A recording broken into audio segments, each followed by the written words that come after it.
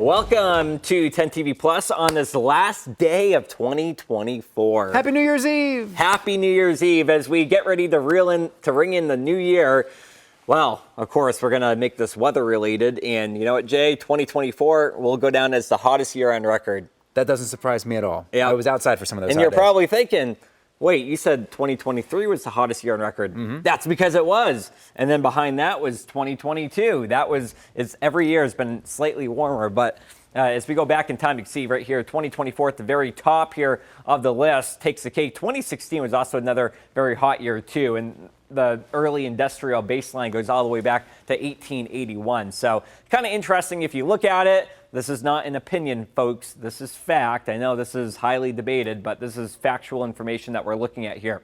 Live look right now outside as we head outside. It's all about the rain and then the sunshine, on again, off again for today. And as we look at some of the cameras across the region, we are going to be tracking a mostly dry afternoon. Here's a look at the time lapse going through Columbus.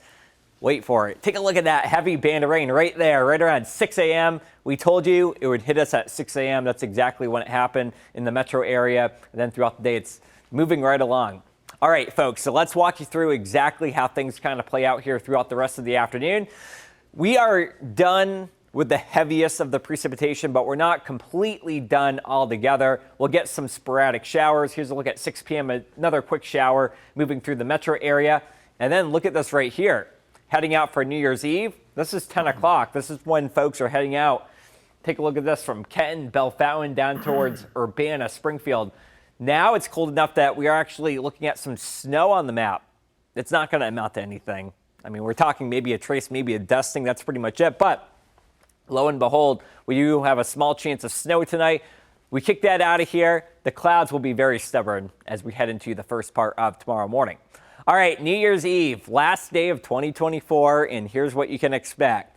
Too warm for snow at 5 o'clock, but then by midnight, 38, still technically too warm for snow, but you go upstairs a couple hundred feet in the atmosphere, it is below freezing, so we might get a few wet snowflakes to make it down to the ground. Make sure if you're heading out tonight to drink responsibly because we're not going to be looking at weather in our favor either if you are heading out and about.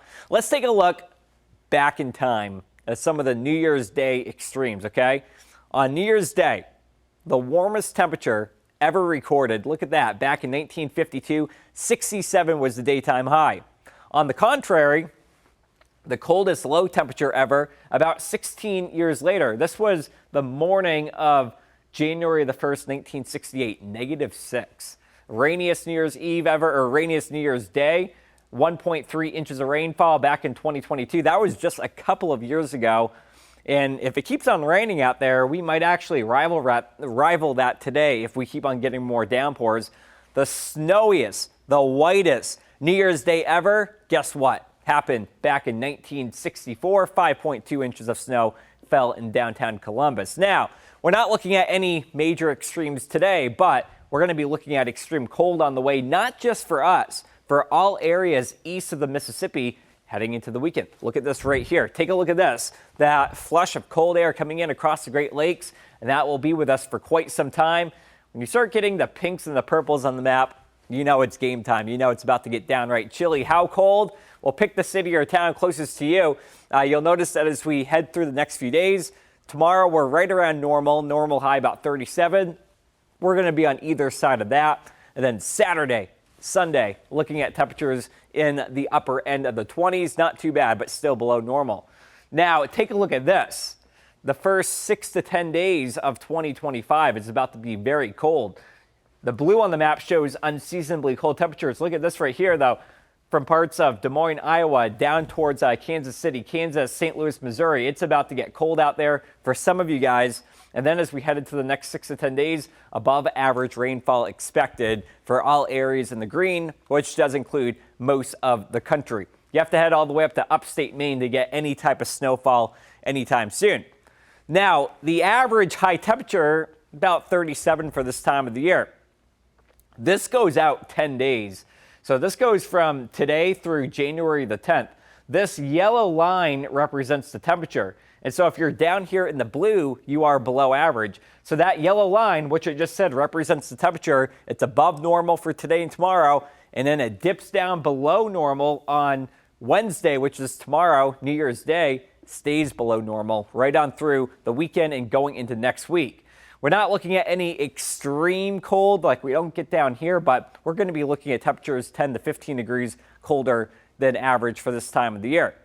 Now, here's a look at that weekend forecast. Saturday, cold, 26 for the high. We will be looking at a blend of sun and clouds. And then on Sunday, we are tracking the potential of a snowmaker late Sunday night going into the start of Monday morning. Now, this situation, we're going to be looking at the potential of snow because we're going to have that cold air locked into play. Take a look at this right here. So here's the upper level energy right there. The center of that storm would be that closed contour over Kentucky. South of the low, you're getting warm air being fed in from the Gulf of Mexico. To the north we go, we have cold air coming in from Canada. So we're kind of in that Goldilocks position to see our first accumulating snow of the season. Now, this is if all the cards play out in our mix. If not all the cards play out in our favor, we could be looking at a few different scenarios, which I'll talk about in one moment. But here's a look at Monday night. Again, that low and that cold air gets pulled out of here. We're going to be looking at that moving off to the east. Okay, so like I said, we're talking about a few different possible storm tracks here. Again, we're still about 6 days out, so things can and things will change between now and then. Here's a look at 3 possible scenarios. Scenario number 1, if it tracks further to the north, we would be looking at some warmer air creeping in. That would switch it over to all rain. Scenario number 2, it tracks right over southern Ohio. At that point, you have a battleground between cold air from the north and warm air from the south. We could be talking about a possible ice storm. Scenario number 3, and the scenario that the latest models have been concurring with, would be a more southerly track, which would allow for more cold air from the north to be fed into all that moisture. If that happens, we could be dealing with a few inches of snowfall, maybe enough to actually be a plowable snow. Either way you swing it, definitely worth watching as we head into the weekend. Here's a look at your 7-day forecast on Friday, tracking the potential of a few snowflakes out there, maybe a few flurries. This is not going to amount to much, maybe a quick trace, maybe a quick dusting, wipe it off, move on with life. That's what we're looking at on Friday. Then as we head towards Saturday, it's all about the cold. As we head into the weekend, Sunday and Monday, we're going to be dealing with the potential of that snow Sunday night going into the start of next week. So a few different things that we will be watching for heading into the future. Today, though, we are going to be looking at the rainfall. The heaviest has already moved out of here, but still showers expected as we head into tonight. And then we are gearing up for some snowflakes here heading into the day on Friday. 2025 starting off pretty cold with that chance of snow. Oh my God, it's going to be so cold over the next few days. But you know what? It is January, so what do you expect? It is January, yeah. Makes sense. So, believe it or not, we have another tornado to add to our list. Take a look at some of this damage coming out of Union County, Marysville. Wow. An EF0 tornado, which, by the way, EF0 tornado, you're talking winds 60, 70, 80 miles per hour. So EF0 doesn't sound that strong, but looks can be deceiving. Take a look at that. Tossing around furniture, tearing down roofs, especially structures that aren't well built. It can create some damage there, but a lot of folks don't expect that here in the month of December. But take a look. It is definitely a possibility. Ended up to be a record-breaking year. 74 on the season. The average number of tornadoes, 19. Oh my gosh. Yeah. So we blew the average out of the water. Right. Now let me ask you this. You still have your Christmas tree up?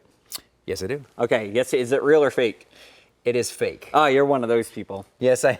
yeah. Okay. If you have a real I've had it for many years. If you have a real Christmas tree, give it to a goat. Oh my goodness. Folks are saying this is actually an eco-friendly way to get rid of your Christmas tree. Apparently, Christmas trees are rich in vitamins, which can actually help goats with their digestive tracts. You see there, them eating away. Hey, it's less work for us, except for the fact that you got to get it to the farm, but I just would not expect that.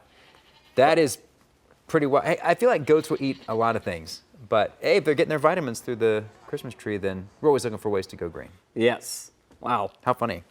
End the year on that note. End the year on that note. Well, that does it here for us here, Dylan Robichaud and Jay Plyburn on 10 TV Plus. Make sure to tune in for Jerry Martz tonight at 4, 5, and 6, only on 10 TV.